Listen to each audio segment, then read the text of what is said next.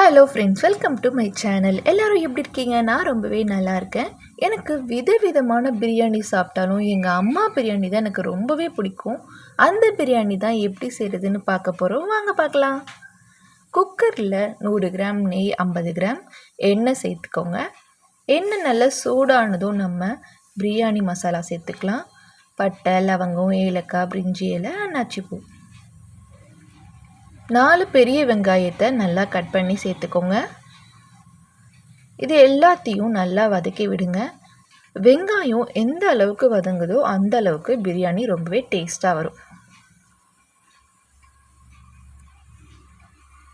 வெங்காயம் நல்லா வதங்கினதுக்கப்புறம் நம்ம இஞ்சி பூண்டு விழுது சேர்த்துக்கலாம். 3 டேபிள் ஸ்பூன் இஞ்சி பூண்டு விழுது சேர்த்துக்கலாம்.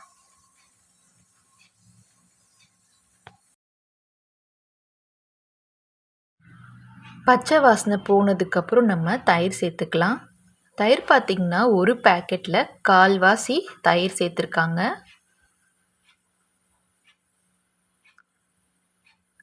நம்ம சேனலில் பார்த்திங்கன்னா நிறைய சப்ஸ்கிரைபர் வந்திருக்காங்க. இப்போது ரொம்பவே ஹாப்பியாக இருக்குது.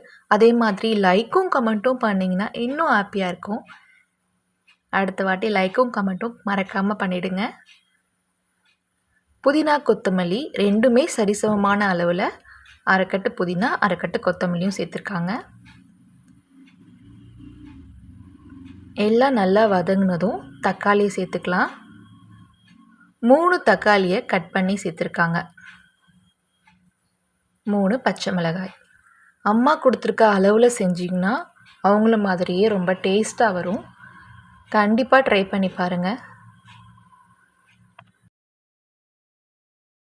எல்லாம் நல்லா வதங்கி எண்ணெய்லாம் பிரிஞ்சு வந்திருக்கு பார்த்தீங்களா? இந்த ஸ்டேஜில் நம்ம சிக்கனை ஆட் பண்ணிக்கலாம். சிக்கன் பார்த்திங்கன்னா 1 கிலோ எடுத்திருக்காங்க. 1 கிலோ அரிசிக்கு 1 கிலோ சிக்கன் கரெக்டாக இருக்கும். சிக்கன் பார்த்திங்கன்னா ஓவர் குக் ஆகிடக்கூடாது. நம்ம விசில் போட்டு எடுக்கும் போது சிக்கன்லாம் கழிஞ்சிரும். அதனால் ஓரளவுக்கு வெந்தால் போதும். அடுத்து நம்ம மிளகாய்த்தூள் சேர்க்க போகிறோம். மிளகாய்த்தூள் பார்த்திங்கன்னா தனி மிளகாய்த்தூள். இது ஒரு 3 டேபிள் ஸ்பூன் சேர்த்துக்கோங்க. காரம் அதிகமாக வேணால் எக்ஸ்ட்ரா சேர்த்துக்கோங்க. தேவையான அளவு உப்பு. ஒரு 2 நிமிஷம் நல்லா குக் பண்ணிக்கோங்க. எண்ணெய்லாம் நல்லா திரிஞ்சு வந்ததுக்கப்புறம் நம்ம இதில் தண்ணி சேர்த்துக்கலாம். பாருங்கள், எண்ணெய் நல்லா பிரிஞ்சு வந்திருக்கு. இப்போ நம்ம தண்ணி சேர்க்க போகிறோம். தண்ணியுடைய அளவு பார்த்திங்கன்னா நீங்கள் எந்த கப்பில் அரிசி அளந்து போடுறீங்களோ அந்த கப்புக்கு 1க்கு 1.25 இந்த அளவுக்கு தண்ணி எடுத்துக்கோங்க.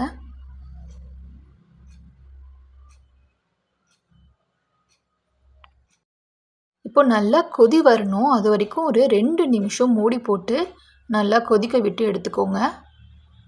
பாருங்கள், நல்லா கொதி வந்துருச்சு. இதுக்கப்புறம் நம்ம பாஸ்மதி ரைஸை சேர்த்துக்கலாம். 1 கிலோ பாஸ்மதி ரைஸ். ரைஸ் சேர்த்ததும் காரம், உப்பு எல்லாம் கரெக்டாக இருக்கான்னு ஒரு வாட்டி செக் பண்ணிக்கோங்க. இப்போ நம்ம ஒரே ஒரு விசில் மட்டும் போட்டு எடுக்க போகிறோம். நல்லா க்ளோஸ் பண்ணிவிட்டு ஒரு விசில் வந்ததுக்கப்புறம் நம்ம ஓப்பன் பண்ணலாம். விசில் வந்துருச்சு, நம்ம ஓப்பன் பண்ணிடலாம். பாருங்கள், பிரியாணி எவ்வளோ சூப்பராக வந்திருக்குன்னு. கறிலாம் நல்லா சாஃப்டாக வெந்து வந்திருக்கு. அம்மா பார்த்திங்கன்னா இன்னொரு பாத்திரத்தில் கொஞ்சம் பிரியாணி எடுத்துக்கிறாங்க. அதில் சாயம் கொஞ்சம் கொஞ்சமாக சேர்த்துருக்காங்க. சாயம்னா என்ன பார்த்திங்கன்னா கேசரி பவுடர், கொஞ்சமாக லெமன் ஜூஸ் கலந்துட்டு நம்ம பிரியாணியில் லேயராக நம்ம இந்த சாயத்தை ஊற்றும்போது ரொம்ப கலர்ஃபுல்லாக இருக்கும். ஸோ இந்த கலர் வேணான்னா நம்ம வெறுமனையாகவும் கொடுக்கலாம். இது சாயம் போடாதது. ஸோ 2 வகையாக நாங்கள் எடுத்து வச்சுருக்கோம். அவ்வளோதான், சண்டே ஸ்பெஷல் பிரியாணி ரெடி ஆகிடுச்சு. இந்த வீடியோ கண்டிப்பாக உங்களுக்கு யூஸ்ஃபுல்லாக இருக்கும்னு நம்புகிறேன். இந்த வீடியோவை உங்கள் ஃபேமிலிக்கு, ஃப்ரெண்ட்ஸ்க்கு ஷேர் பண்ணுங்கள். அப்படியே மறக்காமல் என்னோடய சேனலை சப்ஸ்கிரைப் பண்ணிக்கோங்க. அப்புறம் அந்த லைக்கு, கமெண்ட்டை கண்டிப்பாக போட்டுருங்க. தேங்க்ஸ் ஃபார் வாட்சிங்.